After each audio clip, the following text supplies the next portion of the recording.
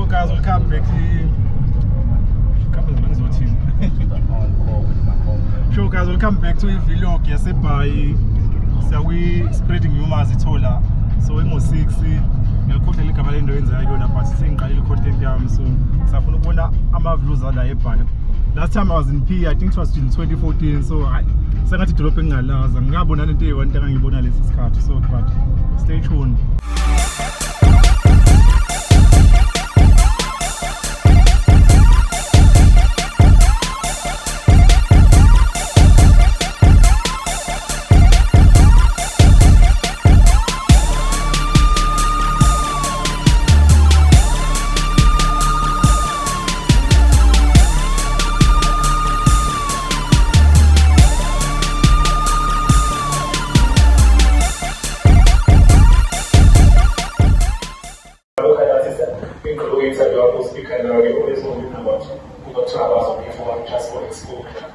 When it comes to my yeah, that happens too. I mean, I have a couple of gigs that I was just there for exposure.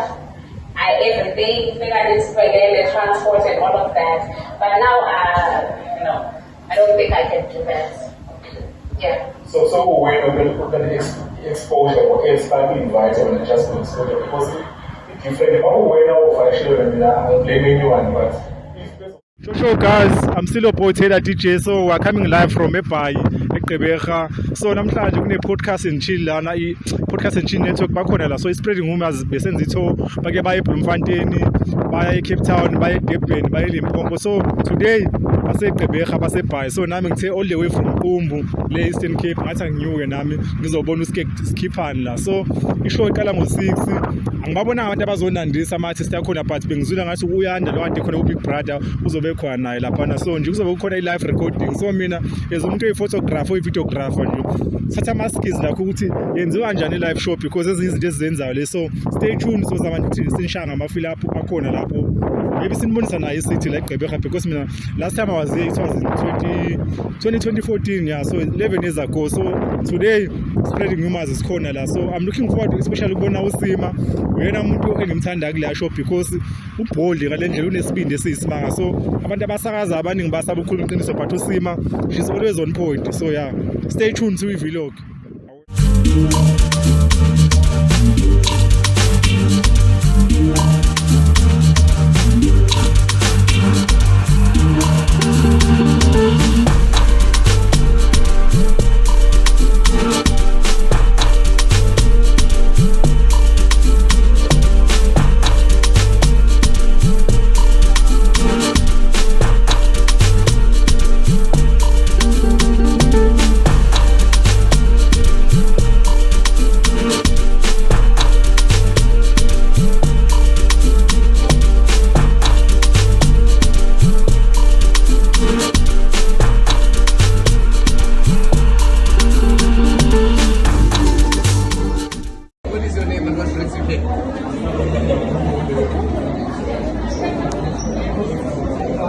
Sure guys, welcome back to Speaker Now. We're still live la eGqeberha. Sizolela ku spreading rumors itho. Kuba igama sisi. Igama lami nje ngithi mina mangathi futhi.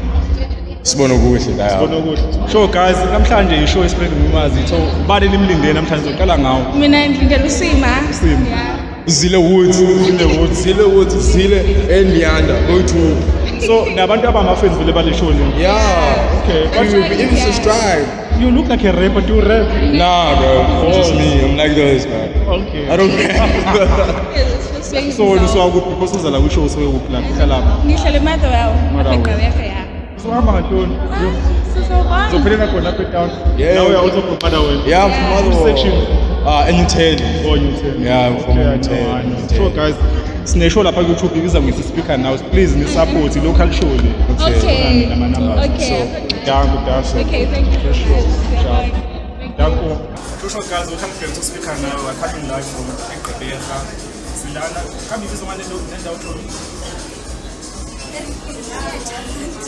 so last done for live recording stream show why kama la kusisi usile wapi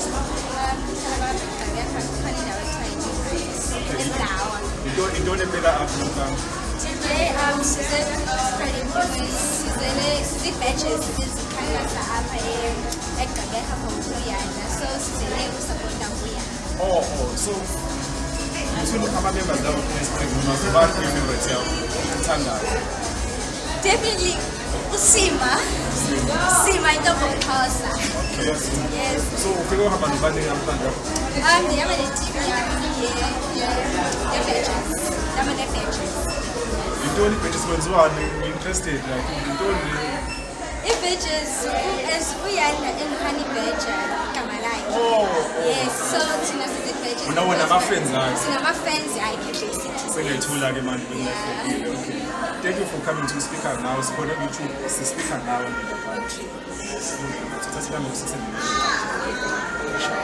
Shosho guys, we are still coming live from eGqeberha kushow la e-Spreading Rumors. Molo sisubani igama? Igama lami ngithani. Ngizwa kuthiwa usisika ka-Uyanda, iqiniso lento? Yes, ndibuye. So ibigger noma i-younger sister Uyanda? Bigger. Okay. So yintoni enimlethele yona namhlanje because Uyanda inkulu into ayenze lapha na Big Brother like nimphatheleni abantu baseGqeberha? Simphathele uthando lethu and then simphathele presence. Okay, maybe nje ungangihlebela ube umuntu onjani esakhula because wena umuntu omazi kahle okhule naye. Mna ndimazela ku-Big Brother, sisi wakhe from Big Brother. So mna indlela endimazi ngayo Uyanda ndimazela ka-Big Brother. One, is the honest person. Into yoba akayithanda akayithandi. Ipapa kathi yimfamfa. Ipapa kuye. And then if you uthetha uyahleba ngapha kwakhe awuthethi in front of you, uyaconfront. Oh, yeah. Yinto endiyaziyo. So ube umuntu ongenazi inhloni even esakhula. Akanantloni. Akananhloni because ngimbonile lapha ku-TV akananhloni. Yes, So kusho namhlanje maybe ubani o-expect ukumbona la? Ubani o-expect ukumbona kule show namhlanje la bantwana beza la? Noma uzele uzosupport Uyanda? No support Uyanda qha, only thing bakuthiwa ku-Uyanda I'm there. Okay, thank you so much. Ube khona ku-Speaker Now, sikhona lapha ku-YouTube show. Usi-check now. Si-Speaker Now lapha ku-YouTube. Okay.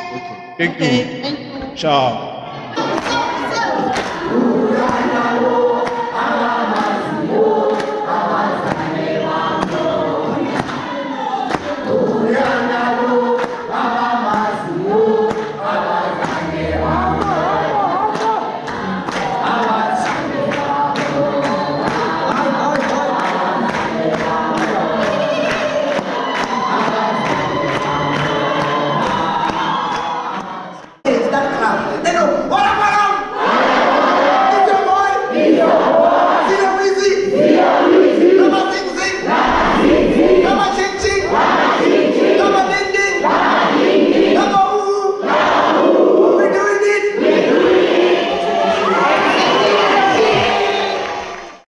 Guys, we are still here. We Spreading Rumors. So seGqeberha uSpeaker Now. So sengibone two ladies lana. Ngiqala ngaka right wami.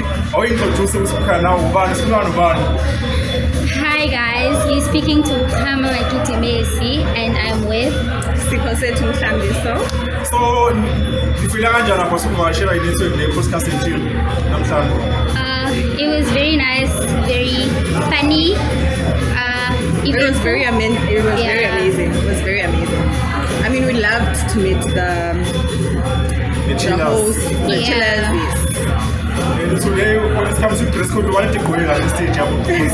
Mina bengibona usingaphela ngengaboni anything in that stage. Why ngibonile mina? I liked Sima's outfit, I liked Zile's outfit, and then I liked Yanda's outfit, but I feel like she could have done More. Personally, I liked Yanda's outfit. I like Yanda. Yeah, because she's that girl. I feel like she could have done more. And I think it is namhlanje be more interesting than ama-guests abanye ama-top because I am a question now. They're killing the question.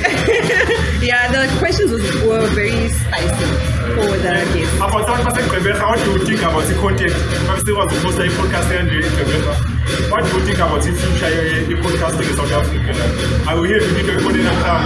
Very happy. I'm happy. I feel like there's more coming, especially from Abanga seGqeberha. We have a lot of content creators in PE. It's just that they're not exposed yet. And they don't have a lot of followers, Yes. but yeah. You want to make a while in the podcast around the Sorry?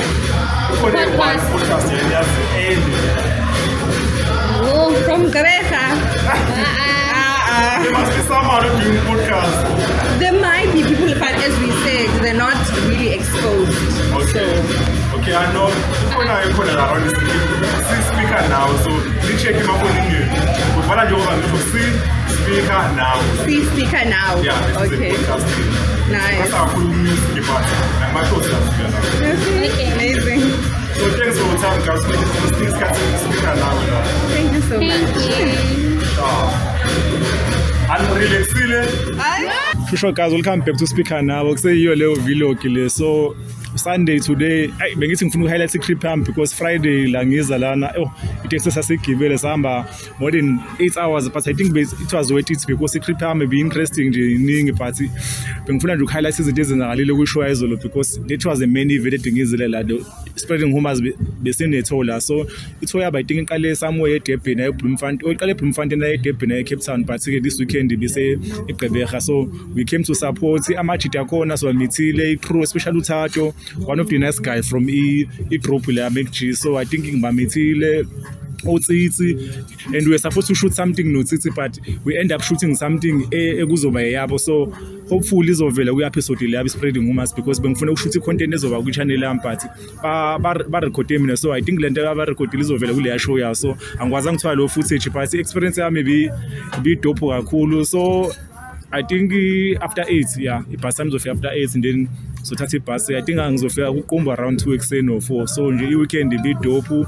Umuntu othenga hostel bekuyi sister yami na ngigcine safunde primary ngoba ngizoyibona this weekend, but i-weekend be epic nale ndawo esikuyona la yini impala ntontoni ya, I think i-dope kakhulu, so I think iGqeberha no ngayinika second chance, maybe ngahlaleka khona because last time I came here it was 2014 and I know yengakabi on ngaleyo ndlela, but experience yami bidope kakhulu, so baningi abantu engibaziyo abahlala eGqeberha nje sibefuna ukungibona, but babone sekulesi because weekend be busy, so yeah, stay tuned to i-channel sekhona ku-Twitter iSpeaker Nawe, ku-TikTok iSpeaker Nawe, Facebook iSpeaker Nawe, everywhere nje bafethu, so abantu abasubscribe lapho uSpeaker Nawe awe.